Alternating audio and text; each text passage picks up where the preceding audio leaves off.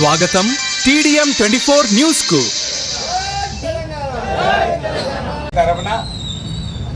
తెలంగాణ అమరవీరుల శిబిరం అలా ఉద్యమకారులు మరియు వివిధ పార్టీల ఉద్యమకారులు మరియు ప్రింట్ మీడియా మరియు ఎలక్ట్రానిక్ మీడియా అందరికీ అల్వా జేసీ తరఫున స్వాగతం పలుకుతూ ఈరోజు మరియు గుర్తింపు కార్డు ఇవ్వాలని దానికోసం పెట్టడం జరిగింది. ఎందుకు ఇవి తొందరగా అనడానికి ఏదైతే మేనిఫెస్టోలో పెట్టిరో కాంగ్రెస్ పార్టీ, ఏదైతే సీఎం రేవంత్ రెడ్డి గారు గవర్నమెంట్ వచ్చినాక కమిటీ వేయడం జరిగింది. కేశవరావు కమిటీ మే 15 నాడు 2020 రోజు కమిటీ వేయడం జరిగింది. కమిటీ అఖిలపక్షంతో మాట్లాడడం మరియు అన్ని జిల్లా జేఏసీలతో మాట్లాడడం మరియు జేఏసీ ఉద్యమకారుల ఫోరం అనే అసోసియేషన్ పెట్టి ఒక 27 అసోసియేషన్తో మాట్లాడడం జరిగింది. మరియు ఉద్యోగస్తులతో మాట్లాడడం జరిగింది. మేమేమంటున్నామంటే ఖచ్చితంగా ఏదైతే మేనిఫెస్టోలో పెట్టిరో, ఏదైతే కమిటీ ఆలోచన చేస్తుందో అది 100% మాకు రావాలని మనవి చేస్తున్నాం. ఎందుకంటే కొంతమంది నాయకులు డబుల్ బెడ్రూమ్ ఇస్తామని ఫోన్లో మాట్లాడి చేస్తున్నాం. సెప్టెంబర్ 17, 2019 ఉద్యమకారుల ఫోరం పెట్టడం జరిగింది. మా సంఘం లెక్క ఇప్పుడు ప్రస్తుతం 27 సంఘాలు ఉన్నాయి. ఈ 27 సంఘాల ఆప్యాయత ఏమంటే ఏదైతే స్వతంత్ర సమరయోధులకు ఇచ్చారో అది ఇవ్వాలని మనవి. ఏదో ఎలక్షన్ వస్తుందని డబుల్ బెడ్రూమ్ ఇప్పిస్తామనో ఏదో ఇస్తామనేది ముఖ్యం కాదు. 250 గజాలు ఇవ్వాలి, మేనిఫెస్టోలు పెట్టాలి. కేకే కమిటీ కొద్దిగా తొందరగా డిసైడ్ చేయాలని మనం చేస్తున్నాం. ఎందుకంటే గవర్నమెంట్ వచ్చి 5 సంవత్సరాలు ఉంటుంది. అందులో 3 సంవత్సరాలు అయిపోయింది. ఇంకా మాది ఫైనలైజ్ కాలేదు. కానీ గందరగోళం కావద్దు ఉద్యమకారులు. ఏదైతే కమిటీ డిసైడ్ చేస్తుందో, ఏదైతే గవర్నమెంట్ డిసైడ్ చేసి ఎలిజిబుల్ అవుతుంది. కానీ మీరు అందరూ డైవర్ట్ కాకుండా ఏ పార్టీ వాళ్ళు ఆ పార్టీ, ఏ సంఘం వాళ్ళు ఆ సంఘంలో ఉండాలి అని మనం చేస్తూ జై తెలంగాణ.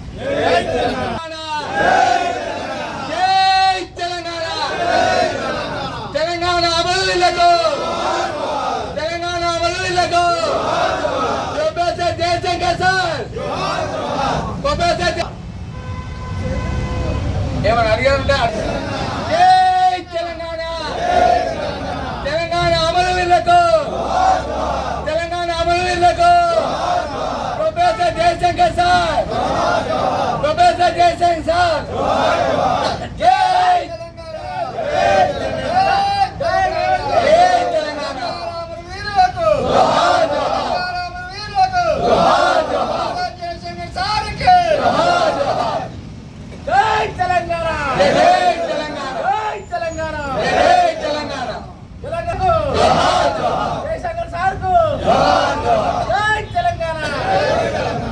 ఏదో ఇస్తామని చెప్పి ఆశ చూపిస్తాడా, లేకపోతే ఇది మీరు ఏమనుకుంటున్నారు?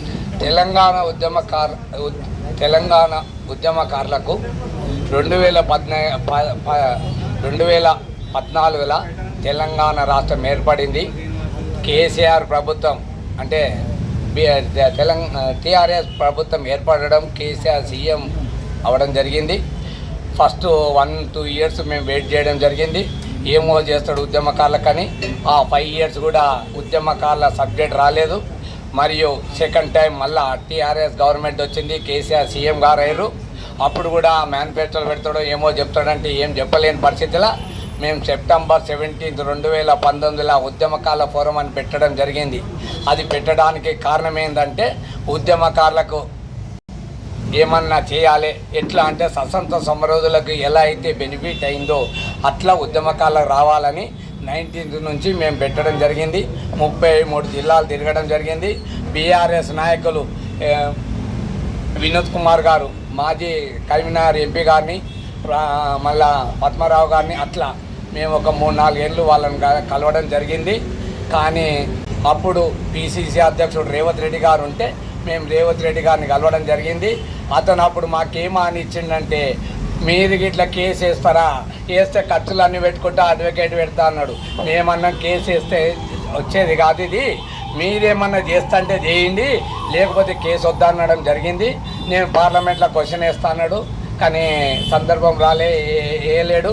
అయినాక ఏదైతే 23ల ఎలక్షన్ వచ్చినప్పుడు అన్ని పార్టీలకు ఉద్యమకారుల గురించి మేము లెటర్ ఇవ్వడం జరిగింది. పార్టీ అధ్యక్షులకు ఏ పార్టీ కానీ ఏమీ పెట్టలేదు. ఓన్లీ కాంగ్రెస్ పార్టీ మేనిఫెస్టోలో పెట్టింది కాబట్టి గవర్నమెంట్ వచ్చి 3 సంవత్సరాలైనా చెయ్యని 2 సంవత్సరాలు చెయ్యని పక్షాన్ని ఉంటే మా ఇప్పుడు ప్రస్తుతం 27 సంఘాలు ఉన్నాయి. ఏది ఉద్యమకారుల కోసం 27 సంఘాలు ఉన్నాయి. 27 సంఘాలు రోజుకో కేసు, అంటే చెలో అసెంబ్లీనో, ఒకరోజు సెక్రటరీనో, ఒకరోజు దీక్షను చేయడం జరిగింది తెలంగాణ మొత్తం.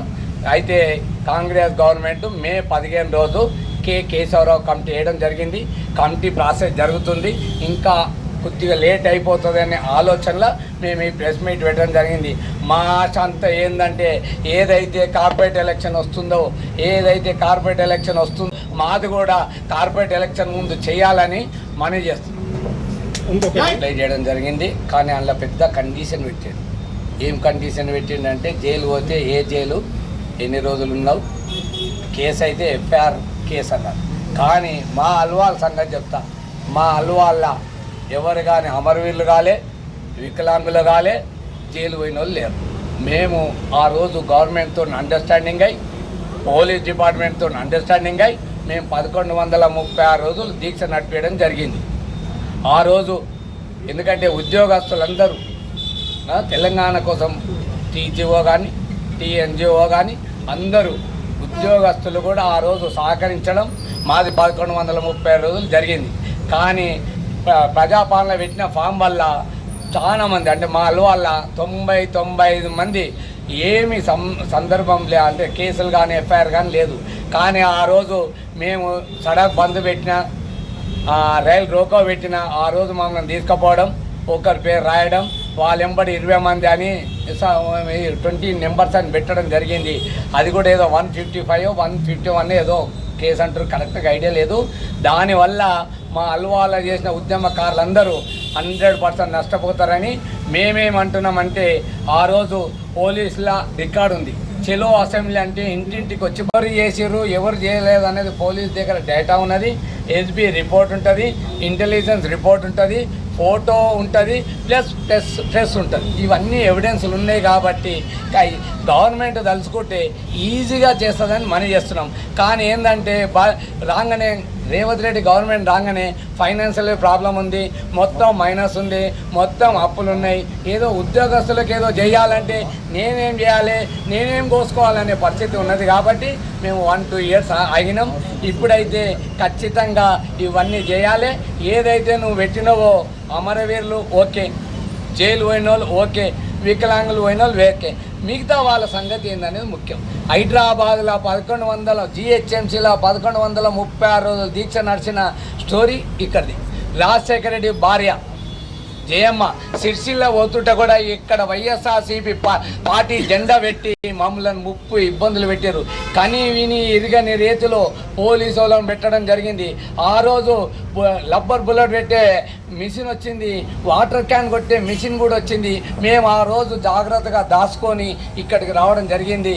కానీ మా పోలీసు వాళ్ళ అంటే మా టైట్ వల్ల పోలీసు వాళ్ళు ఇక్కడ ఆపి జెండా ఎగరేయకుండా పంపించడం జరిగింది.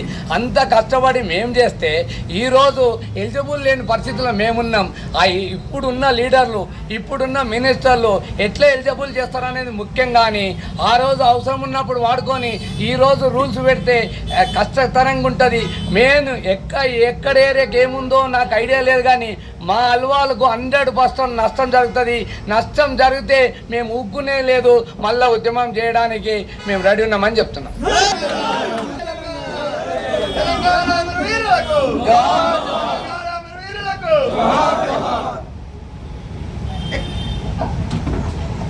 నలుగురులా ఈయన కూడా పోయిండు. ఇప్పుడు ఈయన ఆర్థిక పరిస్థితి ఘోరంగా ఉన్నది. ఇప్పుడు వరంగల్ ఉన్నాడు, ఆయన ఫోన్ చేస్తే రావడం జరిగింది. ఈయనమైన పరిస్థితి ఉన్నది. కాబట్టి ఇలాంటి వాళ్ళకన్నా లాభం చేయాలని మనం చేస్తున్నాం.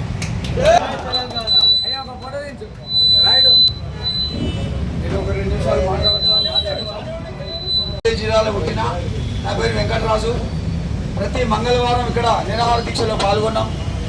సంసద్ యాత్ర సారు జయశంకర్ సార్ తరఫున ఇక్కడ ప్రకటించితే కోదండరామ్ సార్ ఫస్ట్ నేమ్ నాదే పేరు ఇచ్చిండు. ఆధార్ కార్డు ఇచ్చినాం, అన్ని సెలక్షన్లు అయినాం. అందరం కలిసి జేఏసీ ఆల్వాల్ చైర్మన్ ఆధ్వర్యంలో సురేందర్ రెడ్డి గారి అహర్నిశల కృషితోటి మేము సంసద్ యాత్ర విజయవంతంగా పూర్తి చేసుకున్నాం. జై తెలంగాణ. ఆ స్ఫూర్తితోటి ప్రతి మంగళవారం నేను మార్నింగ్ ఉదయం 9 గంటల నుంచి రాత్రి 10 గంటల వరకు ఏమీ తినకుండా ఇక్కడ కూర్చొని నిరాహార దీక్ష మేము ప్రకటించినాం. ఇట్లా నాతోటి చాలా మంది ఇక్కడ ఈ ఆల్వాల్ వేదికగా చాలా మంది ఈ కార్యక్రమాన్ని విజయవంతం చేశారు. నేను కట్టుబట్టలతోటి కొన్ని అలక్షణ రాజకీయాల వల్ల నా కుటుంబం ఇవాళ బజారు పాలైంది. కట్టుబట్టలతోటి మళ్ళీ నేను వరంగల్కి వెళ్ళిపోయాను. వరంగల్లో మాకు ఇల్లు లేదు, జాగా లేదు, ఏమీ లేదు. మనం అనుకోకుండా 2 కుమారులు ఒక కొడుకు చనిపోయాడు. అయినా కూడా నేనేమో ఆధైర్యపడలేదు. ప్రతి జరిగిన సంఘటనకు ప్రతి ఒక్కసారి ఆల్వాల్ చైర్మన్ గారికి సురేందర్ గారికి చెప్పుకుంటూ వస్తున్నాను. నా పరిస్థితి చాలా హీనంగా ఉంది, అయినా నేను ధైర్యంగా ఎదుర్కొంటున్నాను. మాకు ఏ విధంగా మాకు ప్రభుత్వం సహకరించి TDM 24 కి సబ్స్క్రైబ్ చేసుకోండి. వార్తల కోసం